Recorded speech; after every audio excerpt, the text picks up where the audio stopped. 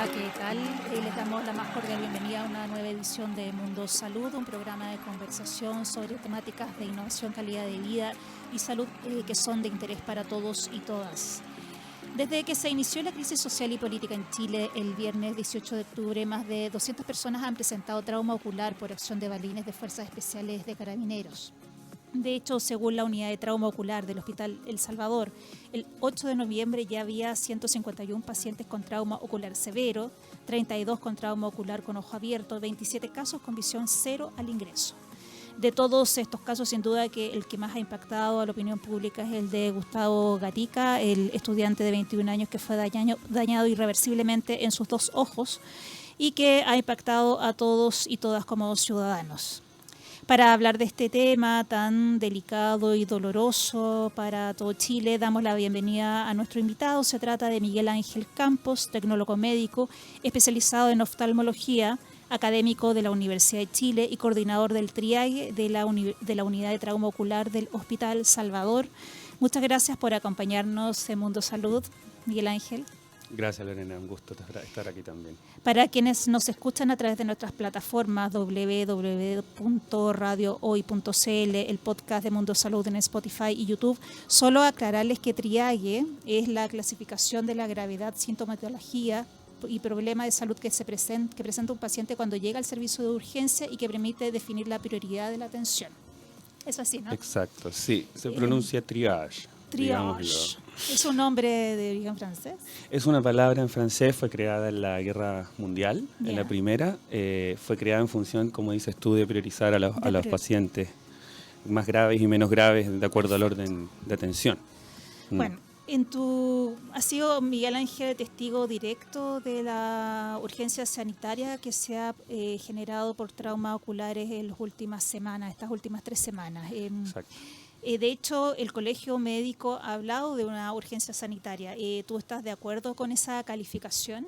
Totalmente, o sea, forma parte de una declaración que estos últimos días ha sonado más alto debido a la contingencia actual y al aumento del número de pacientes que han tenido trauma ocular grave por los, digamos, perdigones o por alguna otra situación atingente a las protestas, bombas lacrimógenas, golpes contusos por parte de las Fuerzas Armadas a los manifestantes. Entonces, sí, así como tú me preguntaste, estoy de acuerdo con esa calificación en este momento.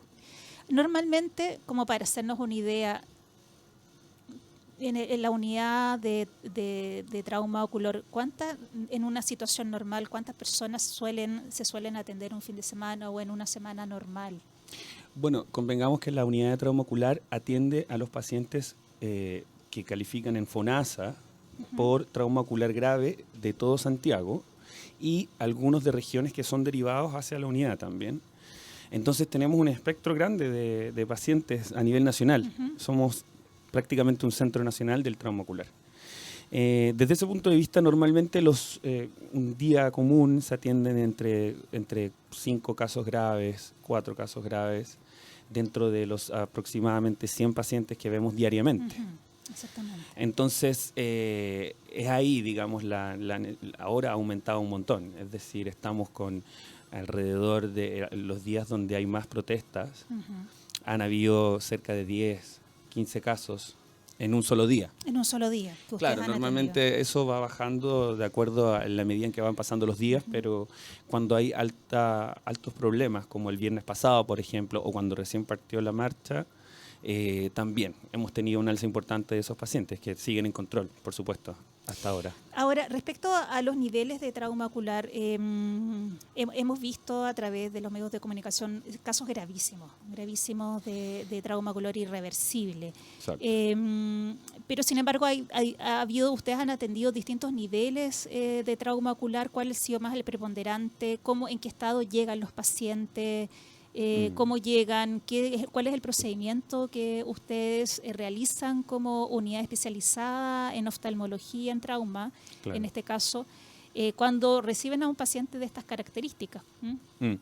Bueno, normalmente lo que nosotros hacemos ahí, especialmente en la oficina donde yo trabajo, que se llama triage, priorización, es ver a todos los pacientes de forma rápida y analizar los casos más graves y hacerlos pasar y coordinar la parte de gravedad lo más pronto posible. Los pacientes que son más graves pasan primero y los que pasan después son los pacientes que tienen menos prioridad, que no quiere decir que no sean casos que potencialmente pueden ser graves, sino que son solamente pacientes que en relación a un examen clínico pueden esperar.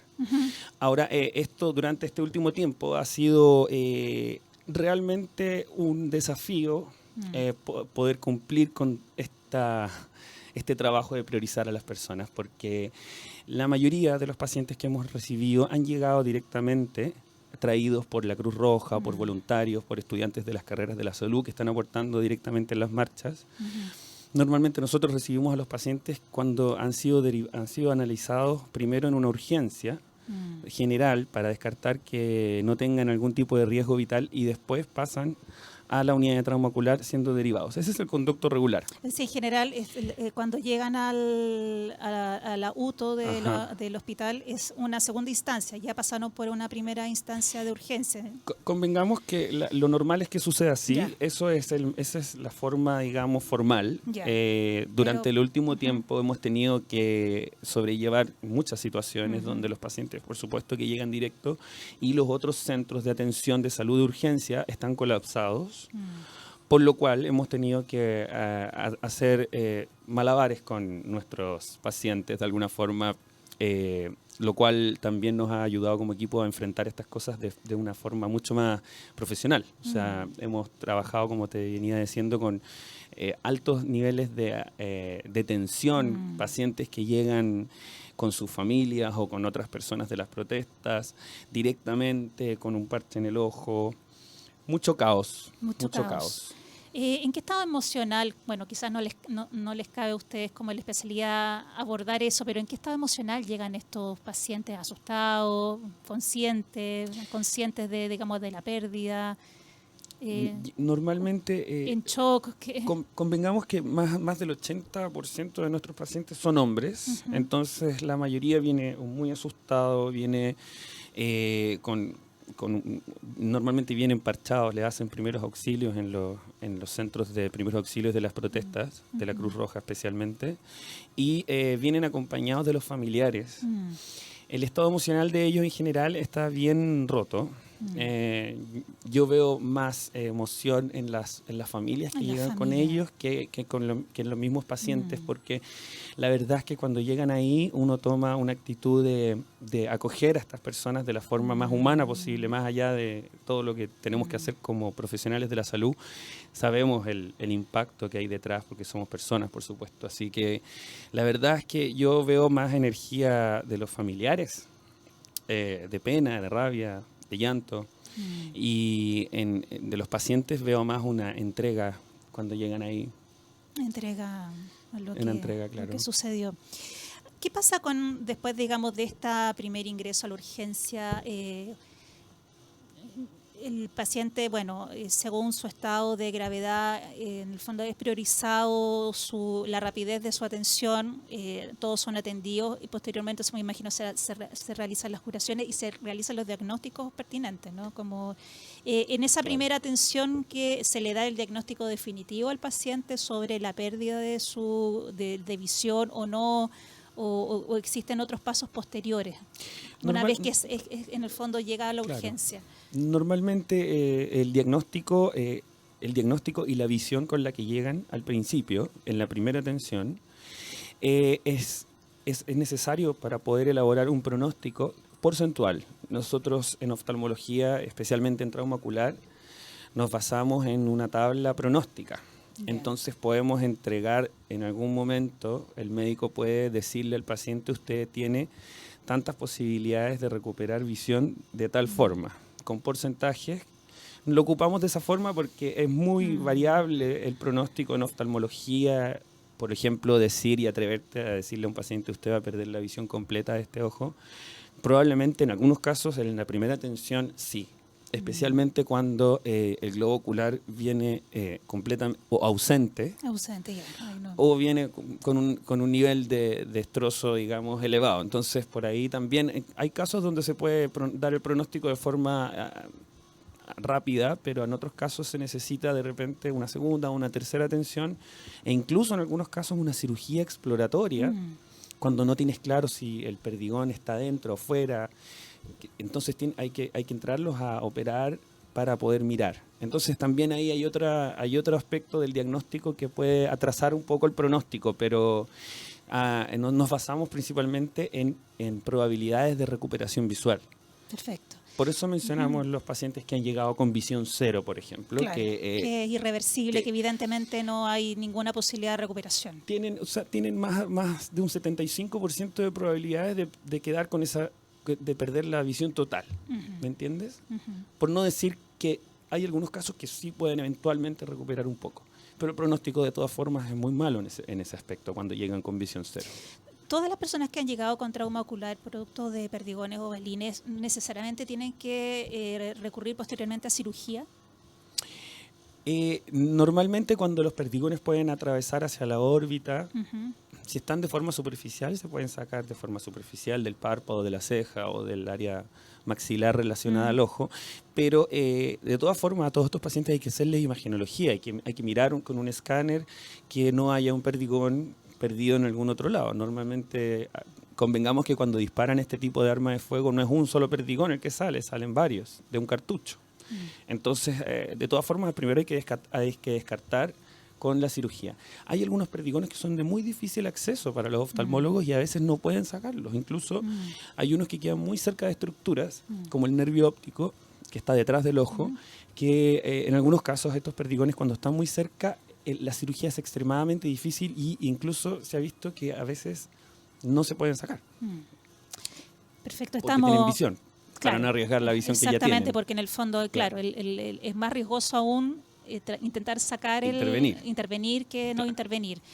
Estamos conversando con Miguel Ángel Campos, tecnólogo médico especializado en oftalmología y quien es coordinador del triage, lo dije muy bien, de la unidad de trauma ocular del Hospital Salvador.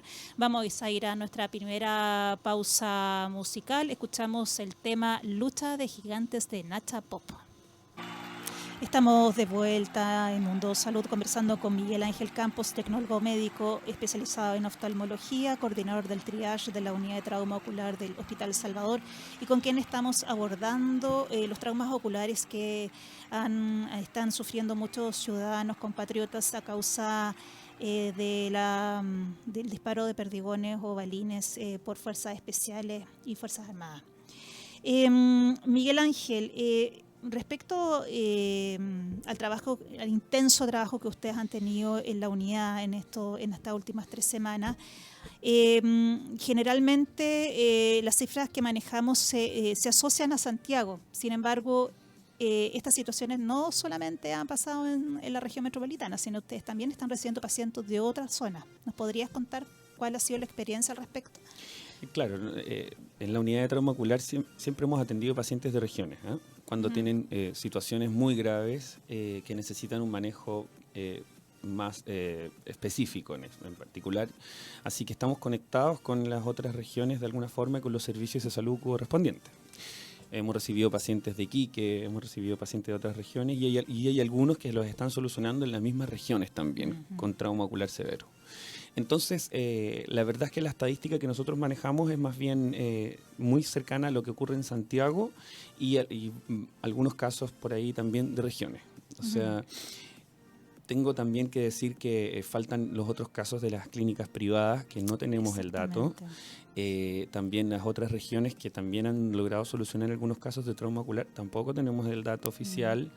Lo que nosotros manejamos hasta el día de ayer es que hemos recibido 170 pacientes en nuestra unidad con traumas oculares producto de, digamos, de las manifestaciones y la disuasión por parte de las Fuerzas Armadas. Entonces, de esos 170, por supuesto que hay una variabilidad de casos y diagnósticos relacionados a la mayoría, a perdigones en el globo o en la órbita. También hemos recibido casos de golpe directo con luma, por ejemplo, agresiones múltiples en los 2 ojos. Y bueno, el caso que todos hemos escuchado de Gustavo Gatica, que recibió perdigones en los 2 ojos. Yo al principio pensé que iba a llegar a nuestra unidad, pero se atendió en la Clínica Santa María, por ejemplo. Perfecto. Entonces, respecto a eso, como unidad de trauma ocular ustedes reciben pacientes FONASA. Ese es como, digamos, es lo habitual en estos casos. ¿Qué pasa cuando un paciente es ISAPRE? Bueno, a veces muchos jóvenes no manejan tanto la información, que son digamos, los que más han sido víctimas de esta situación. ¿Qué debe hacer un paciente que es ISAPRE, por ejemplo? ¿Debe dirigirse a la unidad de trauma ocular o debe estar atento también a qué centro asistencial le corresponde según su plan de ISAPRE también? Sí, normalmente lo que ha pasado en la UTO que ha llegado de todo tipo de personas, ISAPRE, FONASA, etcétera. Ahora, desde el punto de vista de la recaudación de los hospitales, a los pacientes que son ISAPRE les cobran. Entonces tienen que ir a su centro que corresponda a la ISAPRE que tengan. Lo que yo siempre les digo a estas personas es que averigüen con su ISAPRE llamando directamente y preguntando dónde se atiende el trauma ocular grave, para mi caso. En la misma ISAPRE le van a decir, perfecto, trauma ocular grave. ¿Por qué? Porque el trauma ocular grave es auge, GES. Por lo tanto, ellos lo saben perfectamente y te van a decir a qué clínica tienes que asistir. El hecho de que sea GES, el trauma ocular, ¿qué garantiza? ¿Cuáles son las prestaciones que están garantizadas para el paciente en este caso? Primero, lo que está garantizado desde la sospecha, la sospecha normalmente se hace en los consultorios, en la atención primaria, donde sospechan trauma ocular grave. Después de eso tienen un plazo menor a 5 días para ser atendido por un oftalmólogo. Son 72 horas, estoy equivocado, y el oftalmólogo lo ve en la UTO o directamente en su ISAPRE. Ahí está el acceso, ¿no es cierto?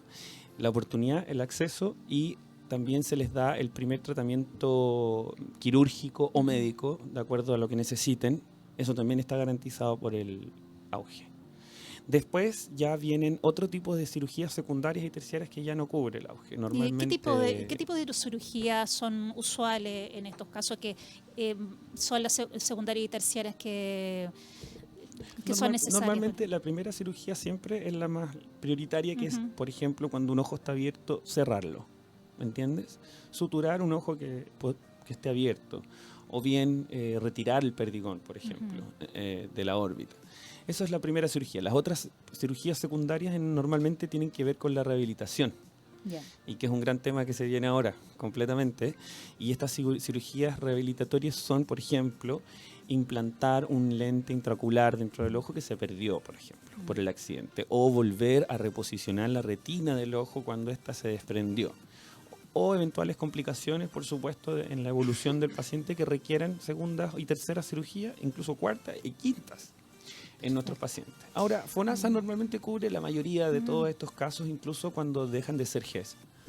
El copago es un mínimo de acuerdo al nivel de FONASA que pertenezcan estos pacientes. Así que por ahí el auge cubre hasta la primera cirugía, tratamiento médico quirúrgico.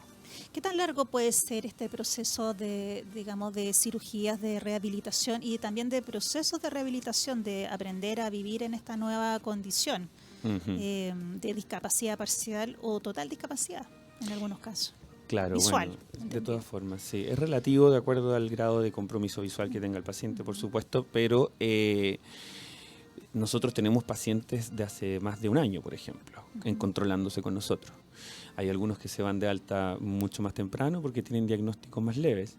Ahora, estos casos graves que han llegado, y que lo cual me preocupa en este momento, es que ellos van a necesitar un programa rehabilitatorio largo, sobre todo de inserción social, de tratamiento psicológico y de ayudas visuales, por supuesto.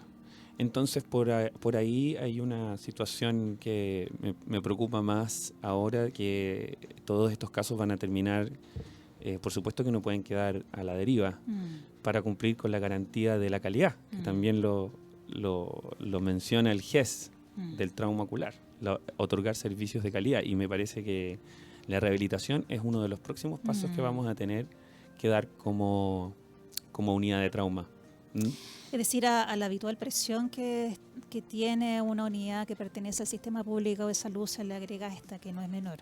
No es menor y claro, estamos trabajando en eso.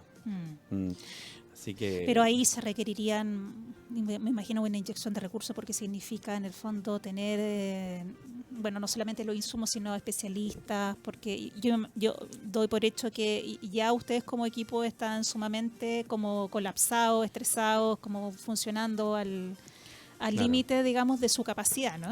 Exacto. Sí, todo esto requiere, la rehabilitación visual es un tema que es multidisciplinario, requiere de terapeutas ocupacionales que ayuden a insertarse a la gente de nuevo a sus vidas habituales.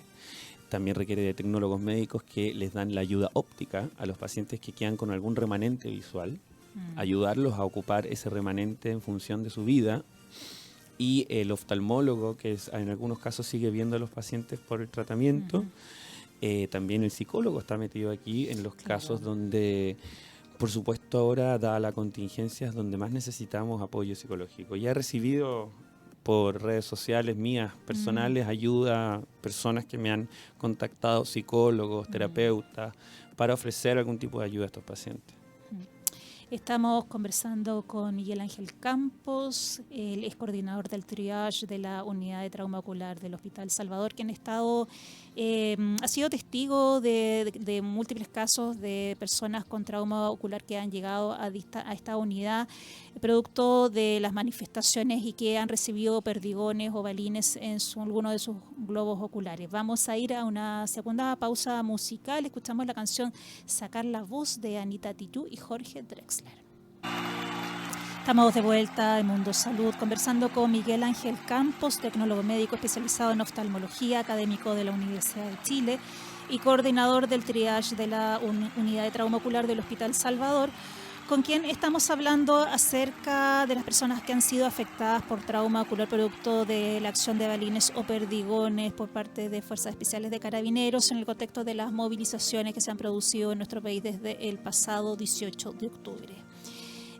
Como conversábamos en el anterior bloque, esta situación no solamente se produció en Santiago, sino también en regiones. Está el caso de Concepción, Valparaíso, también de Iquique. En algunos casos se han atendido los pacientes a nivel regional, pero en otros casos también han llegado a la UTO como una unidad de referencia nacional. Queríamos consultarte, Miguel Ángel, sobre la característica de estos perdigones o balines y por qué pueden ser tan dañinos, pueden causar tal nivel de daño cuando se trata del globo ocular. Claro, los perdigones que actualmente están siendo disparados salen de un cartucho y son varios, son múltiples. Por lo tanto, el nivel, digamos, de precisión que tengan estos es bien bajo, salen disparados hacia todos lados. Llegan a la piel, a extremidades y si tienes mala suerte, por supuesto que puede llegar al ojo.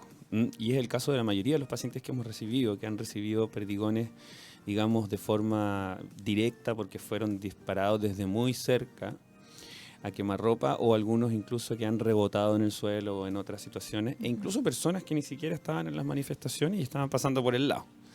Así que la verdad es que la dinámica, digamos, del perdigón depende mucho de la dirección y la velocidad que tome. El material de estos es, los que yo he visto en la unidad, son oscuros, pesados, como de un caucho muy, muy duro, y miden alrededor de 6 milímetros. Creo que han llegado otros de otros tamaños más grandes. Pero me llama mucho la atención que cuando les hacen el escáner, la radiología, brillan como metal. Entonces la verdad es que yo creo que de goma a goma, como dicen en todos los medios, no son.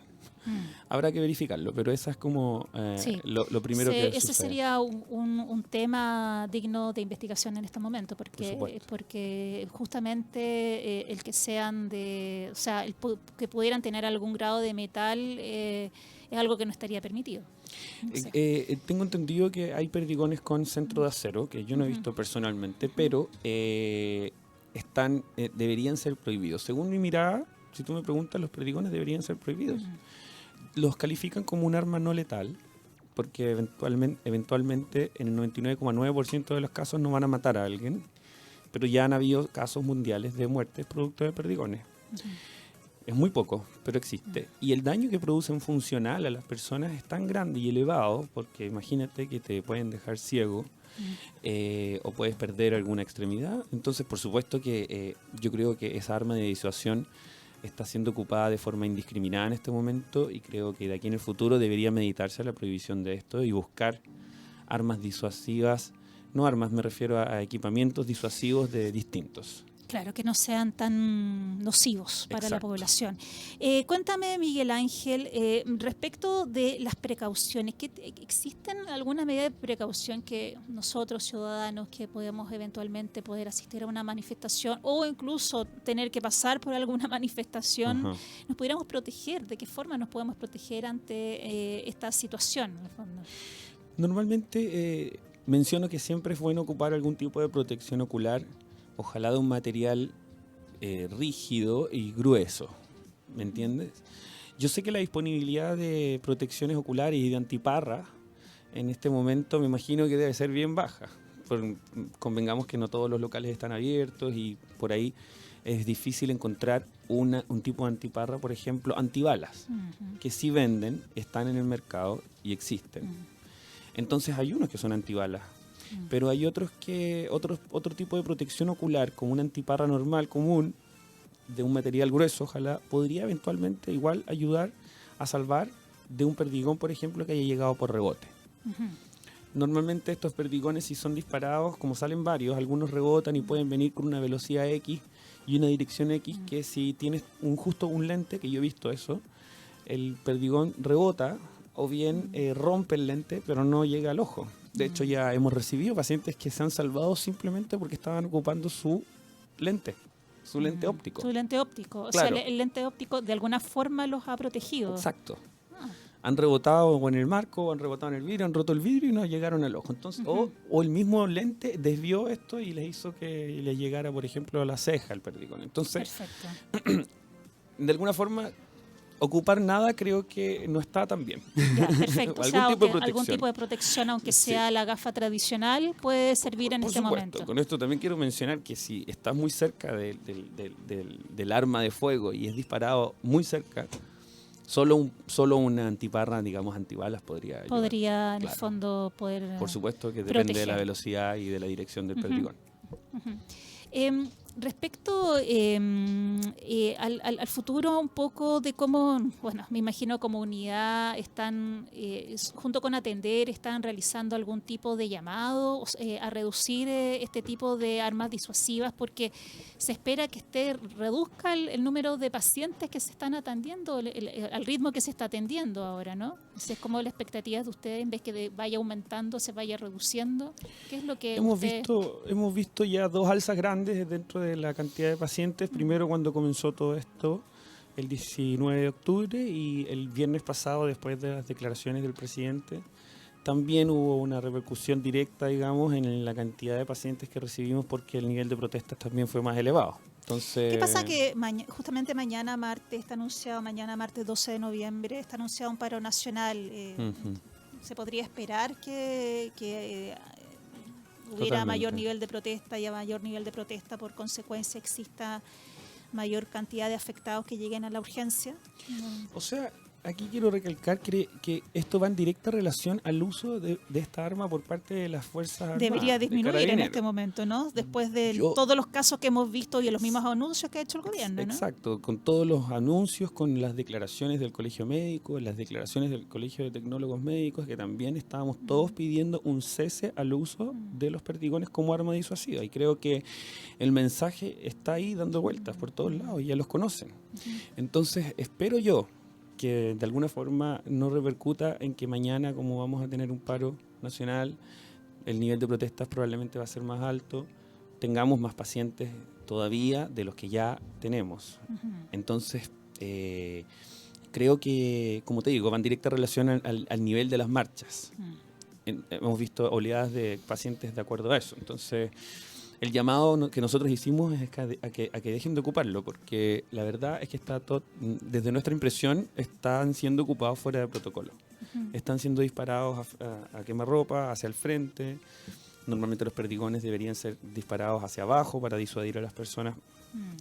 Entonces, como está un poquito descontrolada la cosa, no diría un poquito, quiero decir la verdad, está descontrolado el uso de esta arma.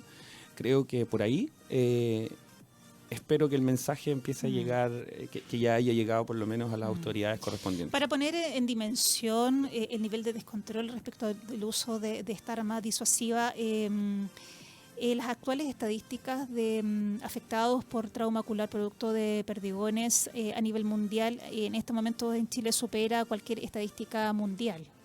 Claro, o sea, de otras protestas que han sucedido en el mundo y el uso de perdigones por parte de la policía, los niveles son muy bajos. En Cataluña, en algunos países de Arabia, normalmente son muy bajos en comparación al número que tenemos ahora. Estoy hablando que en un periodo, más bien no me acuerdo cuántos años eran que analizaron el nivel de personas que habían. 6 años creo. 6 años creo que eran, no sé, eran como 300 o 200 y tantas. Y nosotros llevamos más de la mitad en 3 semanas. Exacto, la relación tiempo es brutal. Es brutal. Entonces, eso nos dice un mensaje secundario, que es básicamente el poco control de esta arma disuasiva. Perfecto. ¿Qué camino, un poco para ir cerrando, le quedan a los pacientes que fueron afectados? Un poco lo hemos ido conversando, pero para ir cerrando, ¿qué camino le queda a los pacientes que han sido afectados por los perdigones? Hay distintos estadios, en el fondo, de daño. Pero resumiendo, viene una etapa de quizás cirugías y rehabilitación. Claro. El Estado es el que tiene que hacerse cargo también de estos gastos, porque hay pacientes que, claro, están en sistema FONASA, pero otros también en ISAPRE. Claro. Y para todas las familias esto es un costo Exacto. importante en materia de salud. Exacto, o sea, nosotros por lo menos desde el área del sector público estamos preocupados de esta parte rehabilitatoria. Y de hecho, estos días estamos con el subdirector médico y otras autoridades del hospital también viendo cómo vamos a solucionar este problema de aquí en adelante, cómo vamos a buscar los recursos para que estos sean autorizados y poder contratar a todo este personal multidisciplinario que atiende la rehabilitación ocular.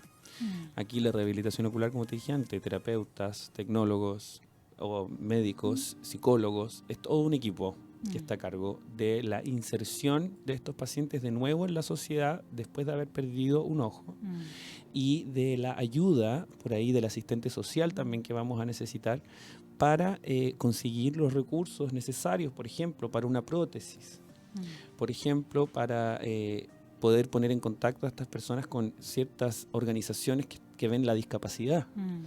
Todo eso aparte que, por supuesto, que no le han dado mucho foco últimamente porque estamos preocupados de la contingencia y de los pacientes que han perdido la visión, pero la ayuda rehabilitatoria que viene después es sumamente complejo y es algo que yo personalmente y otras personas de nuestra unidad estamos atentos a poder solucionar dentro del tiempo que viene ahora. Digamos, el día después. El día después. Los días después.